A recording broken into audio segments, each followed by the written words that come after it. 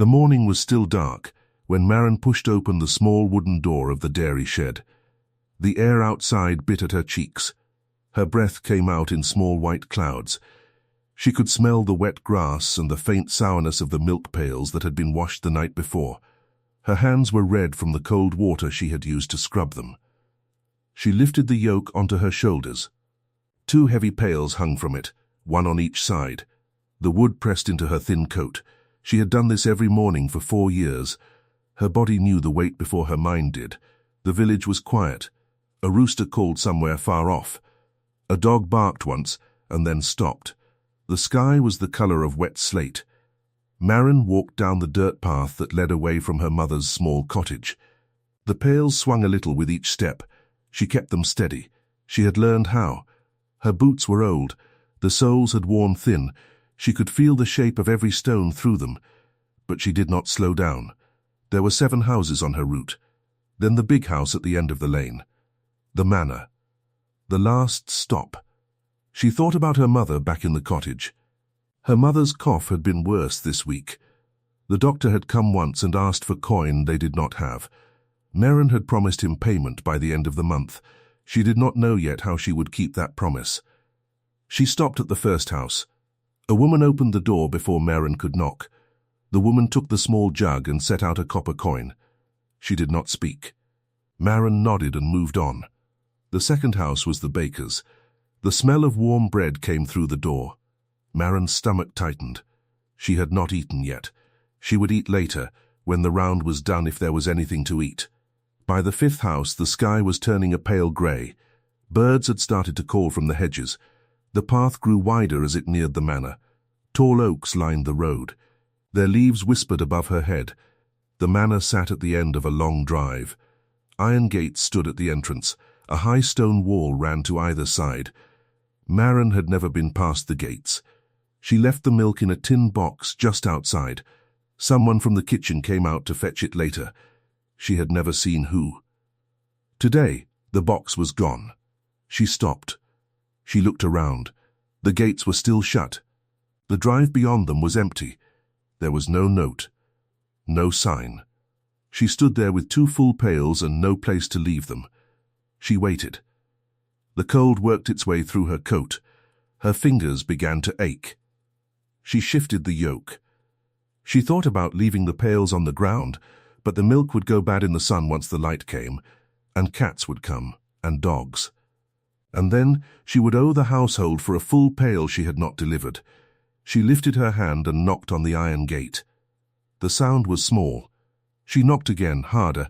A man stepped out from the shadow of the gatehouse. She did not see him at first. He had been standing very still. He wore a long dark coat.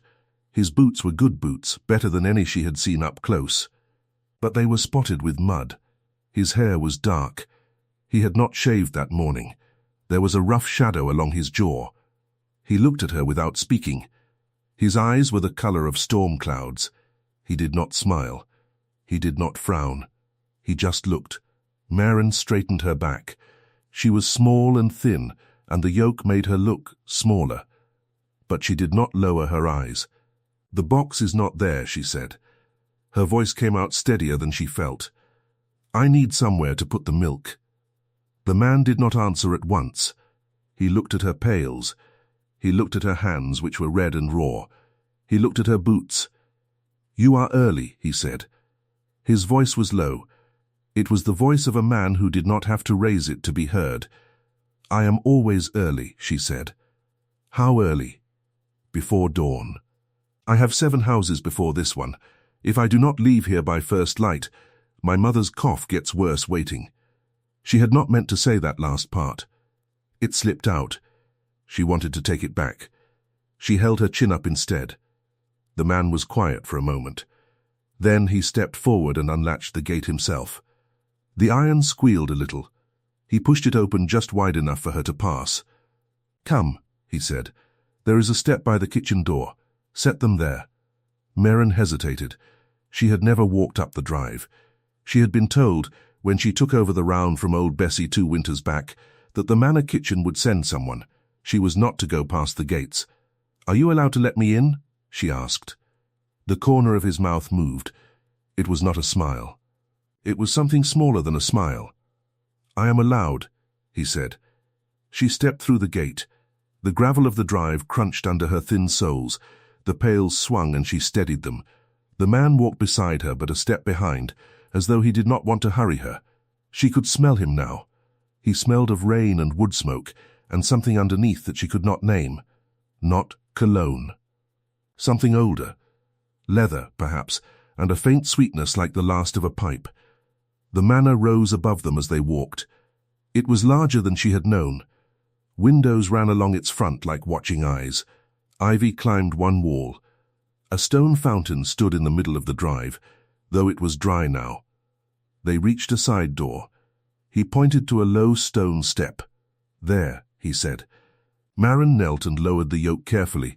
Her back gave a small crack as she straightened. She rubbed her shoulder without thinking. Then she caught herself and let her hand fall. "Thank you," she said. She turned to leave. "Wait," she turned back. He was looking at her hands again. "You have no gloves," he said. She looked down at them. The skin was cracked at the knuckles. There was a small cut on her thumb that had not healed because she washed pails in cold water every night. "I had gloves last winter," she said. They wore through. She did not know why she was telling him this. He was a stranger, a groundskeeper perhaps, or a stable hand who had come in early, but his boots were too good for that, and his voice was too quiet. He said nothing. He only nodded once, as though he had noted something he would not forget. Maren picked up the empty yoke. It was lighter now, but still awkward. She fitted it back on her shoulders and turned away. She did not look back as she walked down the drive. She could feel his eyes on her back the whole way. It was not a bad feeling. It was not a good one either. It was the feeling of being noticed for the first time in a very long time. She reached the gate and stepped through. Behind her, she heard the iron latch close. She did not slow down. She walked home in the growing light. Her mother was awake when she got back. The small cottage smelled of the peat fire and the thin broth that had been left over from last night's supper. Her mother sat wrapped in a shawl by the hearth. Her face was pale. Her eyes were bright with fever. "You are late, Maren," her mother said. Her voice was rough. "The box was gone at the manor," Maren said. She set the pails down and knelt by the fire. She held her red hands over the small flame. "A man let me in. I left the milk by the kitchen door." Her mother frowned. "A man? At the gate? What man?" "I do not know. Tall, dark coat. He said I could come in. Was he a servant?" Maren thought about it. She thought about the good boots and the quiet voice. She thought about the way he had looked at her hands. She thought about how the iron gate had squealed when he opened it, as though it had not been opened by his hand often. "I do not know," she said again. Her mother coughed. The sound was wet and long, and it shook her whole thin body. Maren went to her and put a hand on her back and waited until it passed. When her mother could breathe again, she pressed her forehead against Maren's arm. "You are a good girl," her mother whispered. "You should be sleeping. You should be in a warm bed, not out in the dark." "I do not mind the dark," Maren said. But she did mind. She minded very much. She minded the cold, and the thin boots, and the way the yoke bruised her shoulders, and the sound of her mother's cough, and the way the copper coins from her round did not add up to what they owed the doctor. She minded all of it. She had just learned, over 4 years, not to say so. She made her mother tea from the last of the dried mint. She banked the fire. She ate a small piece of hard bread and a spoonful of the cold broth. Then she lay down on her narrow bed by the wall and closed her eyes. She thought about the man at the gate. She thought about the smell of rain and wood smoke. She thought about his eyes, which had looked at her as though she were a whole person and not a milk girl. And then she slept. The next morning she came to the manor gate at the same time. The tin box was not there. The gate was closed. She stood for a moment. Then she raised her hand to knock. The gate opened before her knuckles touched the iron. He was there again. Same long coat, same rough jaw. His hair was a little wilder this morning, as though he had run his hand through it. She wondered if he had slept at all. "Good morning," he said. "Good morning," she said back. It felt strange in her mouth. She did not say good morning to the tin box. She had said it only to her mother in 4 years. He stepped aside. She walked in. She led the way this time to the kitchen step. He walked beside her, again a half step behind. She could hear his breathing. It was slow and even. She could feel the warmth of him even through the space between them. When she set the pails down, she saw a small bundle on the step. It was wrapped in brown paper and tied with a bit of twine. She looked at him. "For you," he said. "For me?" "For your hands." She untied the twine. Inside were 2 gloves. They were made of soft brown leather with wool lining. They were plain. They were not fine. But they were new. She held them for a long time. She could feel her chest getting tight. She did not want to cry in front of him. She had not cried in front of anyone in 4 years, and she was not going to start now, in the cold, in front of a strange man who might be a servant or might be something else. "I cannot take these," she said. "Why not?" "I did not earn them." He looked at her for a long moment. His storm-cloud eyes did not move from her face. "You carry 2 full pails a mile in the cold every morning," he said. "You earn a great deal that no one pays you for." She did not know what to say. She stood there with the gloves in her hands. Her breath made small clouds between them. "I do not know your name," she said finally. "Does it matter?" "It matters if I am to thank you properly." He was quiet.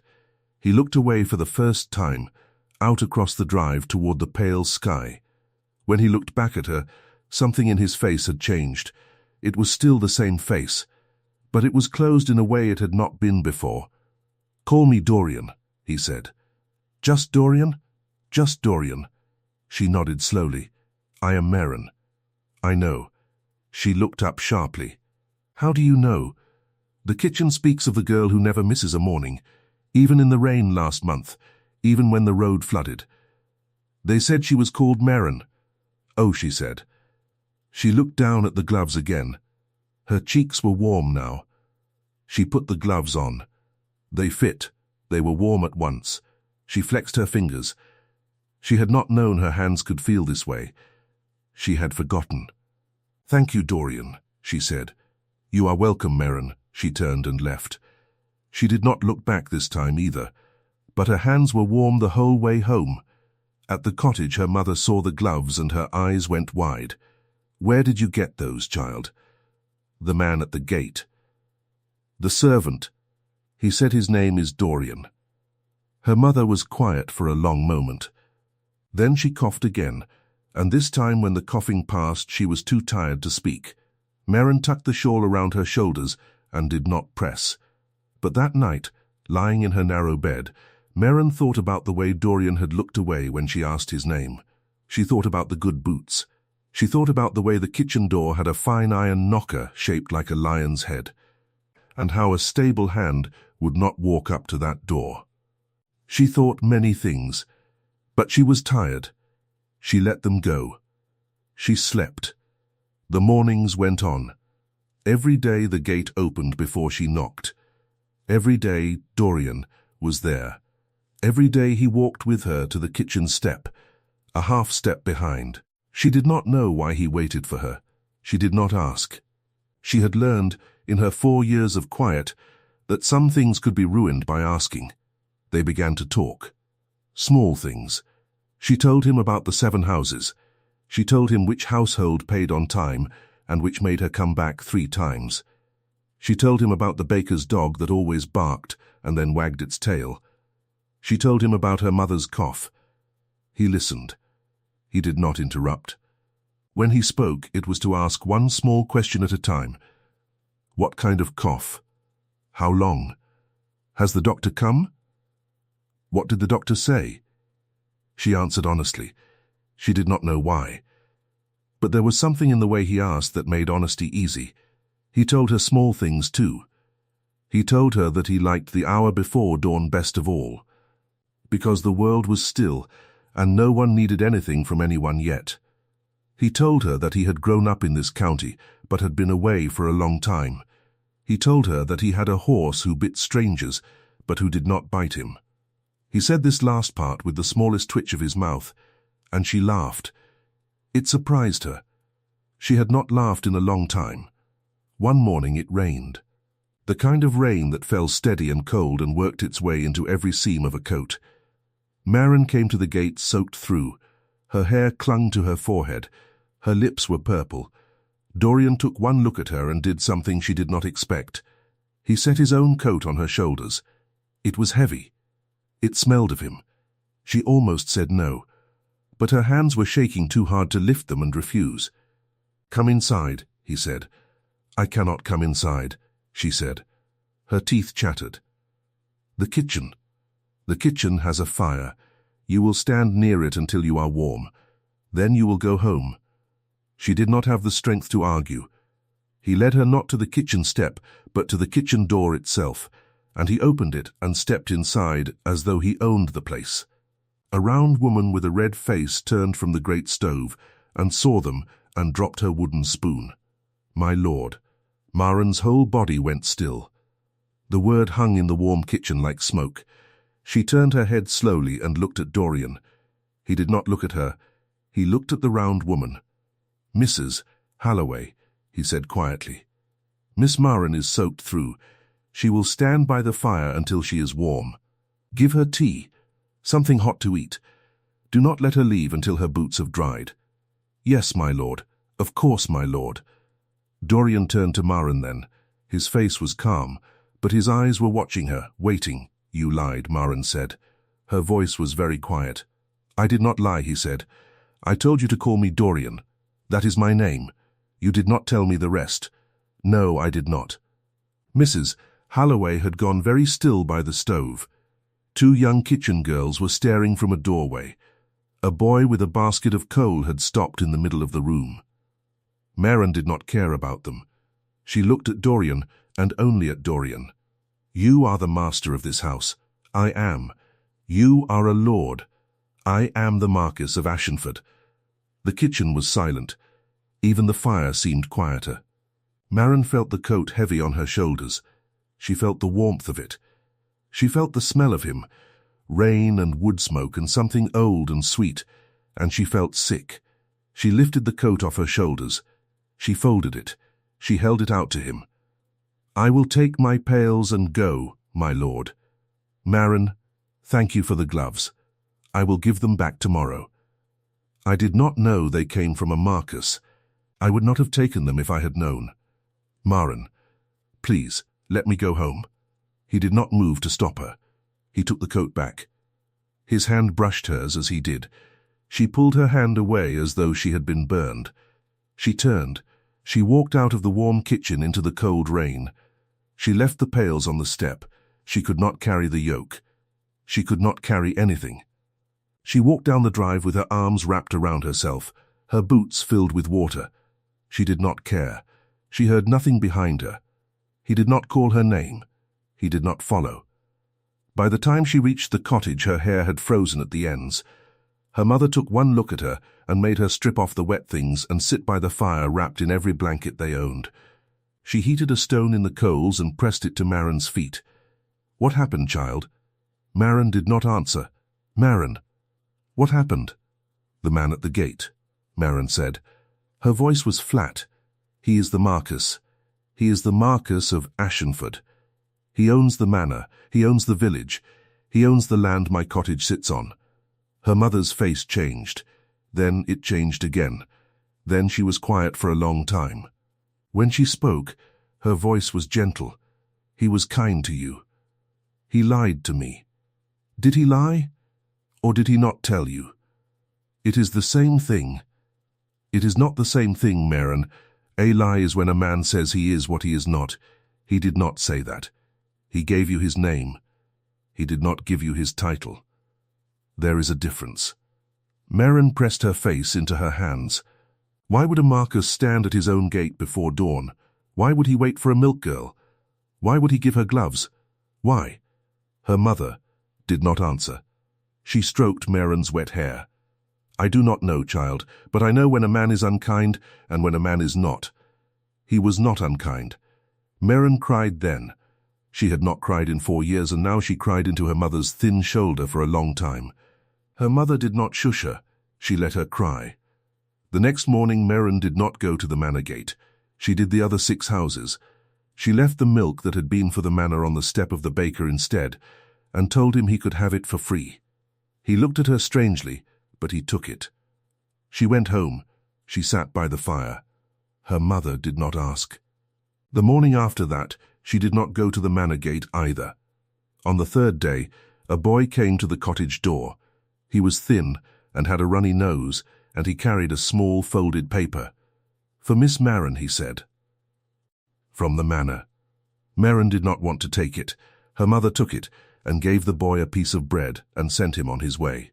Then she pressed the paper into Maren's hand and would not let her refuse it. Maren opened it by the fire. The writing was neat and small. It was not a servant's hand. "Maren, I owe you an apology, but I will not put it in a letter, because a letter cannot carry the weight of it. I will only say this. When I stood at the gate the first morning, I did not know your name. I did not know anything about you. I had come home to my own gate at an hour when I thought no one would be there, because I had been away for a long time and did not wish to be met. I saw a girl with 2 full pails and hands that were cold. I opened the gate because I could not stand not to. Everything after that was easier than telling you what I was. I was wrong. I am asking you to let me tell you now. I will be at the gate before dawn every morning. If you come, you come. If you do not come, I will understand." Dorian Maren read it twice, then 3 times. Then she folded it and put it in her pocket and went out to the shed to scrub the pails. The water was cold. Her hands hurt. She did not put on the leather gloves. They were on the small shelf by her bed.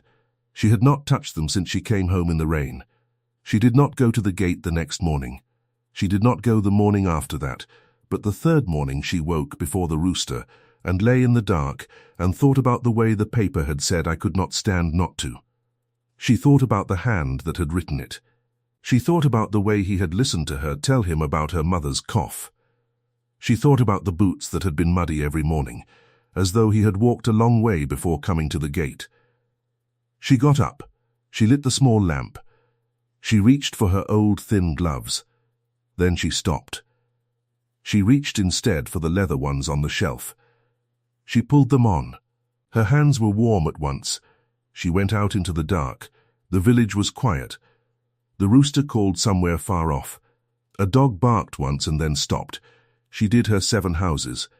Then she walked down the long lane between the oaks toward the manor gate. Her heart was beating in her throat. The gate was closed. The tin box was not there. He was there. He stood exactly where he had stood every other morning. His coat was buttoned to his throat. His hair was damp with mist. He was very still. When he saw her come around the bend of the lane, something changed in his face. It was the smallest change. She could see it because she had been paying attention. She walked up to the gate. "Good morning, my lord," she said. He winced. It was a small wince. But she saw it. "Please," he said. "Not that. It is what you are. It is not who I am to you." She looked at him. She looked at his good boots, muddy again. She looked at the dark coat. She looked at his storm-cloud eyes. "I got your letter," she said. "I know. How do you know?" The boy came back. "He told me you took it. He told me your mother gave him bread." Maren almost smiled.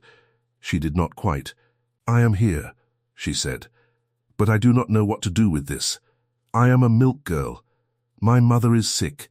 We owe money to the doctor. You are a Marquess. Those are not 2 people who stand at the same gate. They are standing at the same gate right now. That is not the same as being the same people." He was quiet. Then he unlatched the gate and opened it. He did not step aside. "Come in," he said. "Not to the kitchen. I want to show you something. Then, if you wish, you will never come back. But come in this once." She hesitated. Then she stepped through. He led her not to the manor, but around the side of it, along a stone path that curved through a small hedge. The hedge opened into a garden, not a fine garden. A working garden. Rows of turned earth. Small stakes. A wooden shed. A well. At the far end of the garden, near a wall, There was a small stone building. It was low. It had a wide door. A tin roof glinted with dew. He walked to the door and opened it. Inside was a cold room. Stone floor. Stone walls. Slate shelves. On the shelves stood tin boxes with lids. It was clean. It smelled of soap and cold stone. For the milk, he said. It stays cold here even in summer. I had it built last week. Maren stared. Last week? When you told me about your mother, about the doctor, I sent for a man to price it. I have been paying him to build it as fast as he could. It was finished yesterday. She did not understand. I do not follow, my lord. Dorian, I do not follow, Dorian. He drew in a breath. He looked at the stone floor for a moment. Then he looked at her.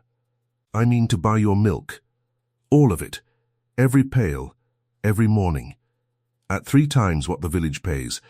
I will send it on to my other properties, or use it here, or give it to the parish, or make cheese with it. It does not matter what I do with it. I will pay you for it. Enough that your mother can see a proper doctor. Enough that you can rest. Enough that your boots are not thin. Maren felt as though the ground had shifted under her. She reached out and put her hand on the cold stone wall to steady herself. That is charity, she said. It is not. It is. It is the price of what you carry every morning. You have been paid too little for 4 years. I am correcting an error. That is not charity. That is bookkeeping. She stared at him. She did not know whether to laugh or cry. You built a cold room, she said. Yes, for milk. Yes. Because my mother is sick. His jaw moved. He did not answer. He looked at her, and in his storm-cloud eyes she saw something she had not seen in any man's face in a long time, or perhaps ever. It was not pity. Pity she would have refused. It was not romance. Romance she would have distrusted. It was something quieter. It was the look of a man who had noticed a person and had decided that the person mattered. Why? She asked. Her voice was very small. He was silent for a long moment.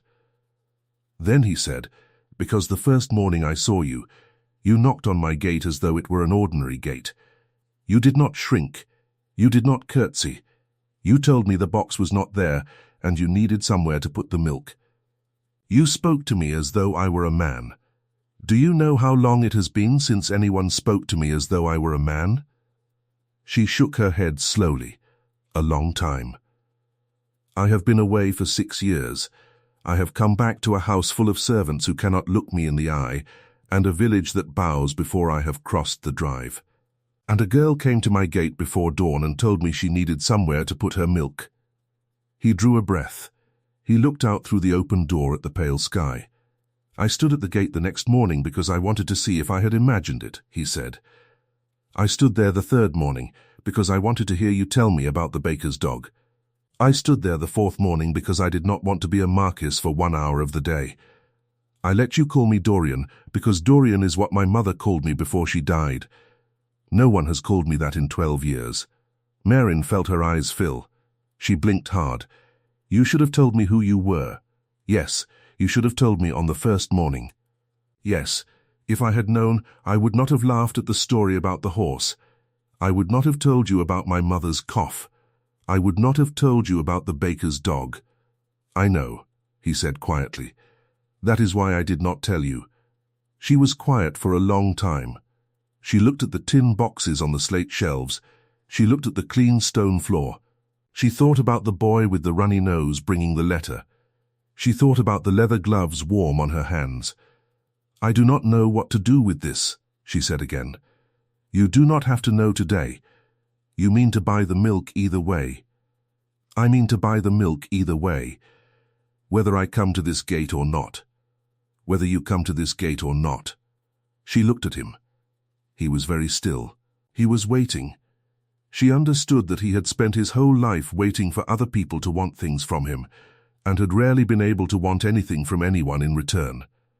She saw it in the way he stood. I need to think, she said. Yes, I need to speak to my mother. Yes, I need time. Take it. She turned to go. At the door of the cold room she stopped. "Dorian, yes, thank you for the gloves." His face did something complicated. It was not a smile. It was closer to a smile than she had seen before. "You are welcome." She left. She did the walk home in a daze. Her mother saw her face and did not ask. She thought for 3 days. On the first day she was angry. On the second day she was confused. On the third day she was quiet. She thought about what her mother had said about lies and not telling. She thought about the way Dorian had said, "Dorian is what my mother called me before she died." She thought about 6 years away from home. She thought about a house full of servants who would not look him in the eye. She thought about a man standing at his own gate before dawn every morning, because he did not want to be a Marquess for 1 hour.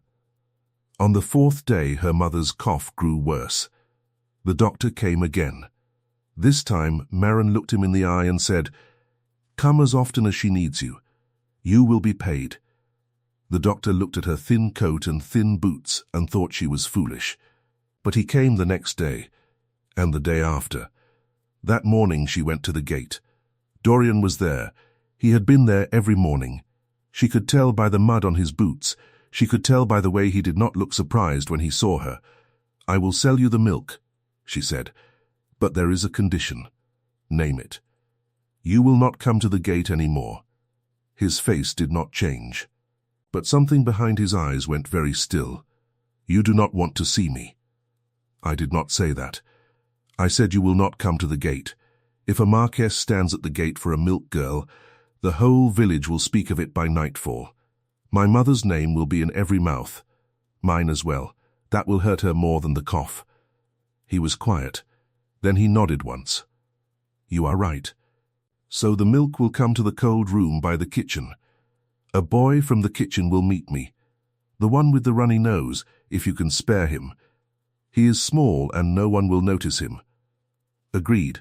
And if you wish to see me, you will call at my mother's cottage in the afternoon, in daylight, as a landlord might. You are the landlord. That is not gossip. That is business." Something moved in his face.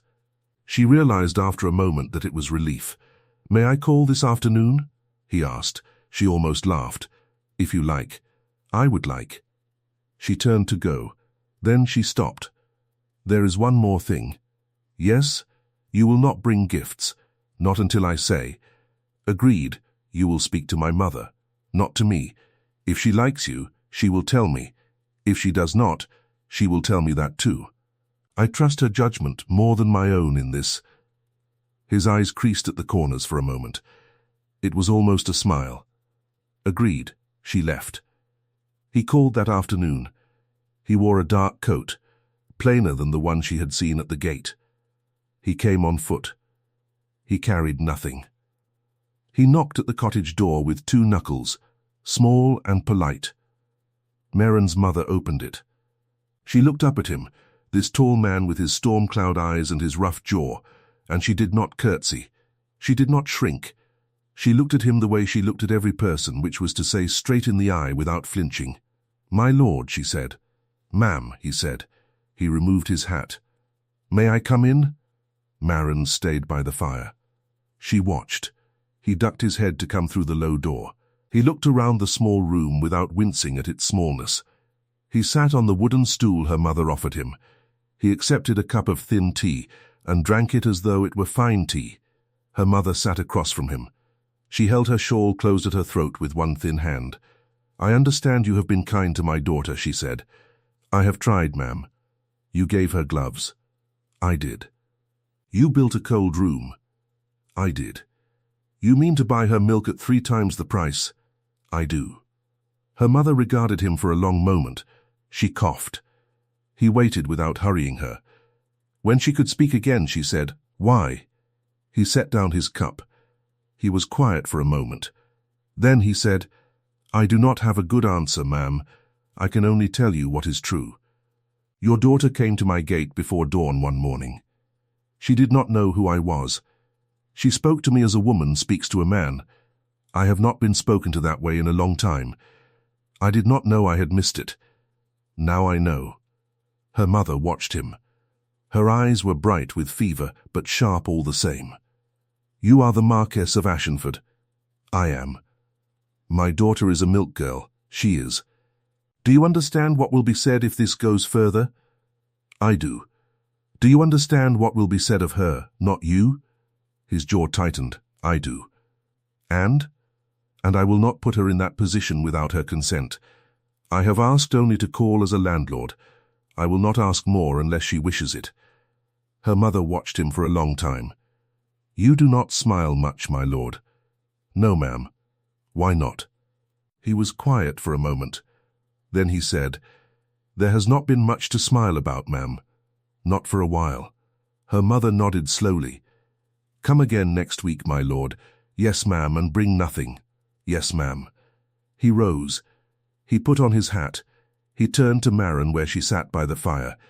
He inclined his head. Just his head. Not a bow. It was the polite gesture of a landlord to a tenant. But his eyes stayed on hers for a moment longer than was necessary. She felt it in her chest. He left. Her mother watched the door close. Then she turned to Maren and smiled a small, tired smile. "That is a good man, Maren, is he?" "He is. I have known men. I have known bad ones. I know a good one when I see one."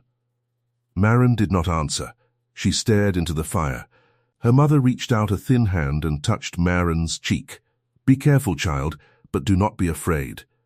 Those are different things." The weeks passed. Dorian called every 7th day. He drank thin tea. He spoke to her mother. He asked her mother about her cough, about the doctor, about the medicine. He listened. Sometimes he brought news of the village. Sometimes he read a page of a book aloud when her mother's eyes were tired. He never brought gifts. He never sat too long. He never asked to speak to Maren alone. Maren sat by the fire and watched. Some days she said little. Some days she joined the conversation. He never pressed. He never turned to her with a look that asked her to say more. He waited. The milk went every morning to the cold room by the kitchen. The boy with the runny nose met her at the small back gate at the side of the manor. She never saw Dorian at the gate again. She saw him only in her mother's cottage on the 7th day in the afternoon light. The money he paid was enough. The doctor came 3 times a week. Her mother's cough did not go away, but it grew easier. Her mother could sit up longer. She could eat more. Her cheeks grew a little color. Maren bought new boots. She bought a proper coat. She saved the rest of the coin in a tin under her bed. One afternoon in the 4th week of Dorian's visits, her mother asked him a question Maren had not expected. "My lord, do you know what my daughter loved when she was small?" He looked at Maren, then back at her mother. "No, ma'am. She loved to draw. She used to draw on the hearthstones with a burnt stick. Little horses, little birds. She drew a picture of her father from memory once, though she had been only 3 when he died. It was a good likeness. I still remember it." Maren felt her face burn. "Mama, hush, child. I am telling him. He should know." Dorian looked at Maren. There was something soft in his eyes. "You still draw?"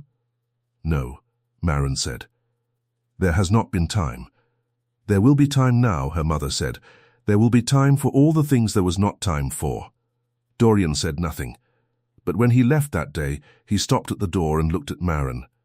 "May I walk with you tomorrow morning?" "To the cold room."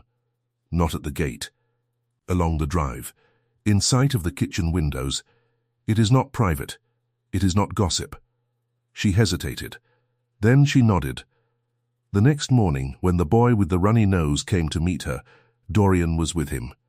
He walked beside her from the small back gate to the cold room, at a proper distance. He carried one of her pails. She let him. It was the first time in 4 years anyone had carried a pail for her. They did not speak much. It was enough to walk. The gravel crunched. The birds began to sing in the hedges as the light came up. Her breath and his breath made small clouds together in the cold morning. At the cold room she set down the pails. She turned to go. He stopped her with a word. "Maren, yes, I noticed something once." "May I tell you?"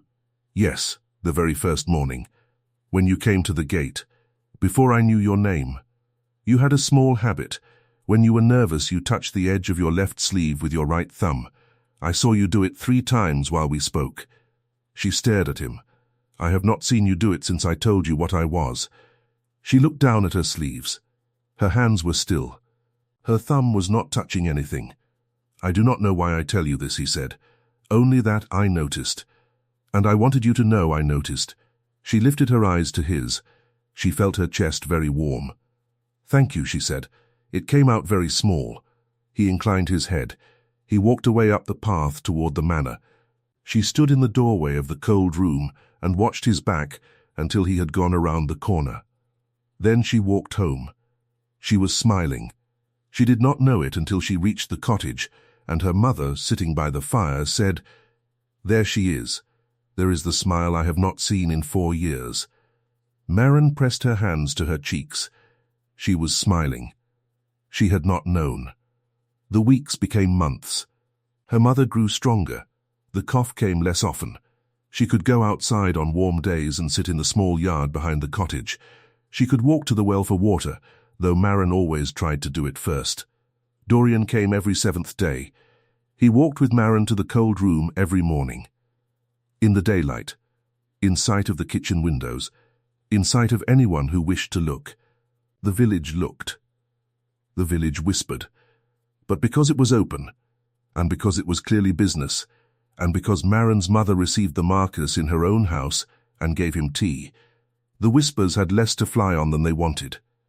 Some said the Marquess was a strange man. Some said he had gone soft. Some said the milk girl had cast a spell. Maren heard some of these things, and she did not care. Her mother heard them, and she laughed and coughed and laughed again. And then, one Sunday, there was a ball at the manor. Maren heard about it from the baker's wife, who heard about it from her sister, who worked in the kitchen. The Marquess was expected to host. He had not hosted anything since his return. But there was pressure. There was a matter of a neighboring lord who was to be honored. There was a matter of unmarried daughters who wished to be seen. There was a matter of a Marquess who was still a Marquess whether he liked it or not. Maren did not think she was invited. She was not invited. But 3 days before the ball, she was walking home from her round when a carriage rolled up beside her on the lane. She did not know the carriage. It stopped. The window opened. A woman looked out. She was perhaps 40. Her hair was piled high with pearls. Her lips were painted. Her eyes were sharp. "You are the milk girl." Maren stopped. "I am." "You are Maren." "Yes, I am Lady Prescott. I am the Marquess's aunt. May I speak with you for a moment?" Maren looked at the carriage. She looked at the lady's painted lips. Something in her chest went cold. "Yes, my lady. Come closer, child. I do not shout." Maren stepped closer. She kept the pails balanced on the yoke. Lady Prescott looked her up and down. Her mouth curled. "You are a small thing," she said. I had expected more. Maren said nothing. "My nephew, you understand, has been away from the world too long. He came back a strange man. He has taken up strange habits. He walks with milk girls. He builds cold rooms. He drinks tea in a peasant's cottage." Maren felt her cheeks burn, but she did not look away. "I know what you are thinking, girl. You are thinking that the Marquess is fond of you. You are thinking that a great man has looked upon you and chosen you. I know this, because I have seen it before, many times. Girls like you always think it. And do you know what happens?" Maren said nothing. Lady Prescott leaned forward. Her voice went very quiet, very sweet. "He tires of you. He remembers who he is. He marries a woman with a name. You go back to your Pails, older, marked. Nobody in the village will have you after. Not the miller's boy. Not the blacksmith's son. Because you will be the girl who thought she was too fine for them, and the Marquess will not save you from that. He will forget your name before the harvest." She smiled. The smile did not touch her eyes. "Do us all a kindness, dear. Refuse him now, before he ruins you. My nephew is not himself. I am. And I know what men like him do to girls like you. I have watched it. I have cleaned up after it. Save yourself the ruin. Save my family the embarrassment. Say no, child, say no, and go back to your Pails, and you will be blessed for it." Maren stood very still. The yoke was heavy on her shoulders. The morning was cold. She could smell the horses. She could hear the coachman shift on his seat. She thought about many things. She thought about her mother's cough. She thought about the leather gloves warm on her hands. She thought about the way Dorian had walked beside her carrying one of the pails. She thought about Dorian, is what my mother called me before she died. She thought about you touched the edge of your left sleeve with your right thumb. She thought about the word Lady Prescott had used. Ruin. She looked Lady Prescott in the eye. "My lady," she said quietly, "you do not know your nephew." Lady Prescott's smile did not move, but something behind it did. "And you do, girl?" "Better than you," Maren said. "I know that, because you spoke of him as if he were a thing that does things to girls. He is not. He is a man who stood at his own gate before dawn because he did not want to be a marquis for 1 hour. He is a man who noticed that my hands were cold. He is a man who came to my mother's cottage and drank thin tea and did not wrinkle his nose. You do not know him at all, my lady. You know only what you have decided he is." Lady Prescott's face changed. The paint on her lips stood out very red against the sudden white of her cheeks. "You impudent little—" "Good day, my lady," Maren said. "I have milk to deliver." She turned. She walked on. Her hands did not shake. Her voice had not shaken. She did not know how she had done it.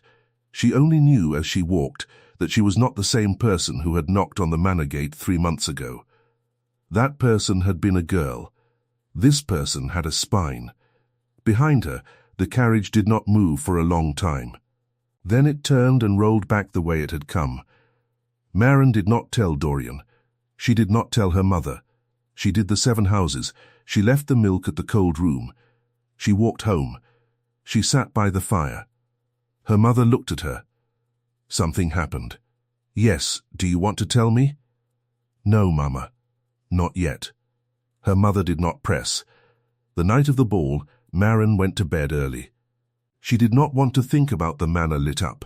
She did not want to think about young women in silk gowns. She did not want to think about Dorian standing in a room he did not wish to stand in, being smiled at by daughters of earls. She fell asleep. She dreamed of nothing. She woke to a knock at the cottage door. It was still dark. She sat up. Her mother stirred in the other bed. "Who is it at this hour?" her mother murmured. Maren rose. She pulled her shawl around her shoulders. She lit the lamp. She went to the door. She opened it. Dorian stood there. He was in fine clothes, a dark coat with silver buttons, a white cravat, boots polished bright. His hair was combed. He looked like a marquis, except that his cravat was crooked, as though he had pulled at it. And his eyes were the same eyes she knew. Behind him, at the end of the small lane, a carriage waited. The horses breathed steam. "May I come in?" he said. "It is the middle of the night." "I know." She stepped back.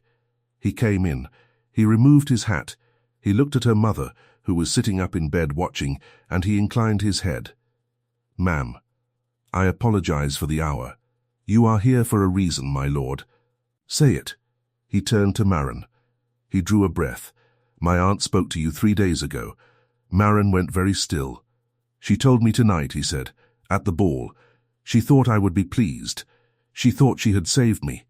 She told me every word she said to you." Maren felt her mother's eyes on her. "You did not tell me," Dorian said. His voice was quiet, not angry, but strained. "I did not want to trouble you. Maren, she said you would be ruined.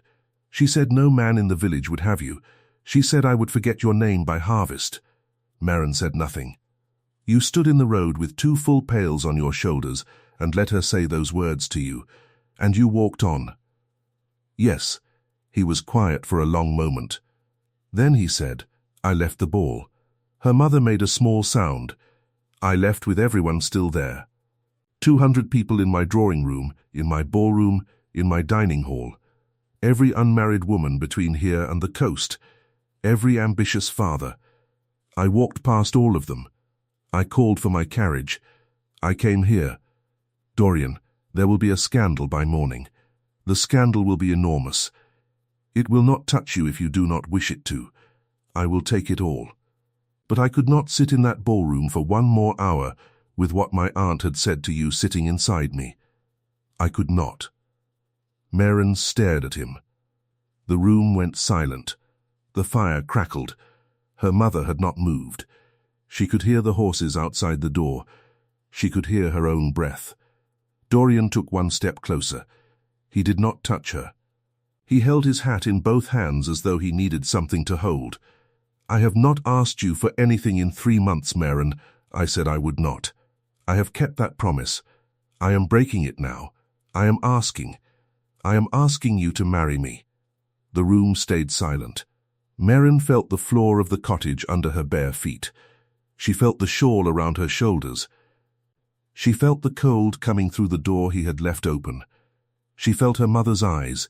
She thought about slow moments. She thought about the moment her mother had said, "Be careful, but do not be afraid.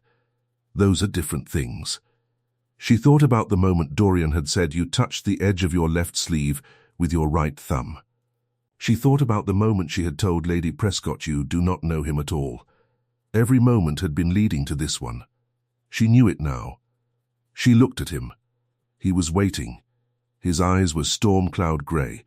He was a Marquess in silver buttons in her mother's tiny cottage in the middle of the night, with the door open behind him and horses breathing steam in the lane. "Dorian," she said. "Yes, say it as Dorian. Not as the Marquess of Ashenford." He set his hat down on the small table by the door. He took another step. He was close enough now that she could smell rain and wood smoke on his fine coat. He looked at her the way he had looked at her that first morning at the gate, as though she were a whole person. "Maren," he said, "I love you. I have loved you since the morning you knocked on the iron of my gate as though it were an ordinary gate. I do not know how to be a Marquess who loves a milk girl.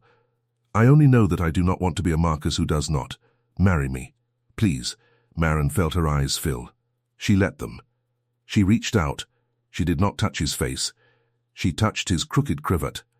She straightened it, slowly, with careful fingers. The linen was soft. Her fingers brushed his throat. She felt him swallow. "Yes," she said. He closed his eyes. His shoulders dropped. When he opened his eyes, they were wet. "Yes? Yes, Dorian." He did not kiss her. He did not sweep her into his arms. He took her hand, the one that had straightened his cravat, and he lifted it to his mouth and pressed his lips to her red knuckles. His mouth was warm. His breath was warm. He held her hand there a long moment.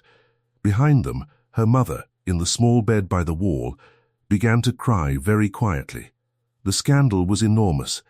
Lady Prescott went to 3 counties telling her version. The neighbouring lord who had been honoured at the ball was insulted and refused to speak to the manor for a full year. Every ambitious father with an unmarried daughter wrote furious letters. The vicar of the parish preached 1 sermon on the natural order of things, and then his wife spoke to him in private, and he did not preach it again. Dorian bore all of it. He never once tried to hide Maren. He walked with her in the village. He dined with her mother in the cottage until the marriage. He answered every letter with the same 3 sentences. "I have chosen. I am content. I wish you well." The marriage was quiet. Only the vicar, her mother, Mrs. Halloway from the kitchen, and the boy with the runny nose stood as witnesses. Her mother wore her best shawl. She did not cough once during the whole ceremony. They did not go on a wedding tour. Maren would not leave her mother. Dorian did not ask her to. He moved her mother into a small warm room at the manor, on the ground floor, near the garden. Her mother refused at first. Maren told her not to be foolish. Her mother, being still her mother, called her impudent and moved in the same day. The doctor came every day at first, then every week, then only when needed. Her mother lived 7 more years. She died in the small warm room in the garden, holding Maren's hand, in the spring, when the first crocuses were out. Dorian was there. He sat beside them the whole night. That is the story of how the milk girl became a marchioness, but it is not quite the end. 1 year after the wedding, Maren was in the great library of the manor. She was learning to read the more difficult books. She was slow at it, but she did not mind. She had the leather gloves from the first morning tucked into a small drawer of the desk. She kept them there for reasons she could not have explained. Mrs. Halloway came in with tea. Maren thanked her. Mrs. Halloway, who had grown fond of the young marchioness in the way that stern women grow fond, lingered by the desk. "My lady." "Yes, Mrs. Halloway. I ought to tell you something. It has been on my mind for a long time." Maren set down the book. "Tell me." Mrs. Halloway folded her red hands over her apron. "Do you remember the boy who used to bring you the letter? The one with the runny nose?" "Of course. Tom. He is a footman now. He is very proud. He is proud because the master paid for his mother's rent when his father died. His father was a stable hand here. He fell from a horse 3 years ago and broke his back. He could not work. He could not feed his family. His wife came to the kitchen for scraps. Maren felt something tighten in her chest. I did not know. The master paid the rent every month. He paid for the doctor. He paid for the burial when the father passed. He paid for Tom's schooling until Tom was old enough to work in the house. He never told anyone. He forbade the housekeeper from writing it in the accounts. It comes out of his own coin, from a small box he keeps in his desk. There are 7 other families he pays for. Servants who could not work, widows of tenants, a blacksmith's daughter who was hurt in a fire. Maren stared at her. He never told me. He never told anyone, my lady. I would not have told you now, except, Mrs. Halloway hesitated. Except Tom's mother spoke of it to me last week. She said, "Tell the Marchioness. She should know what kind of man she married." He does not tell her because he thinks it would be like boasting. But she should know. And I thought about it for a week, and I have decided Tom's mother was right. Maren sat for a long time. The tea grew cold. That night, when Dorian came to the library to find her, as he always did before supper, she did not tell him what she knew. She only rose from her chair, and she walked to him across the wide rug, and she put her arms around him and pressed her face into his coat. He held her. He did not ask why. He only held her. He smelled of rain and wood smoke and something old and sweet, and Maren, whose hands had been red and raw from cold water 4 years ago, thought about how strange and how right it was that the world could bring a girl from a milk pail to this room, to this coat, to this man. He kissed the top of her hair. "You are quiet tonight, wife, I am thinking." "About what?" "About a morning at a gate," she said, "before dawn. Before I knew who you were." He was quiet for a long moment. "I think about that morning too," he said. "Every day?" "Every day." She lifted her face. She looked at him. His storm-cloud eyes were the same eyes she had seen through the iron of the gate, older now, in some small way, kinder in a way that had always been there but had not known it was allowed to show. She reached up and touched his jaw. It was rough. He had not shaved that morning either. "Dorian." "Yes, thank you for opening the gate." He closed his eyes. He pressed his forehead to hers. In the great library, in the warm light of the lamp, with the smell of old books and the crackle of the fire, and the wind outside pressing gently at the tall windows, he answered her the only way he had ever known how to answer her, which was to say the truth. Thank you for knocking.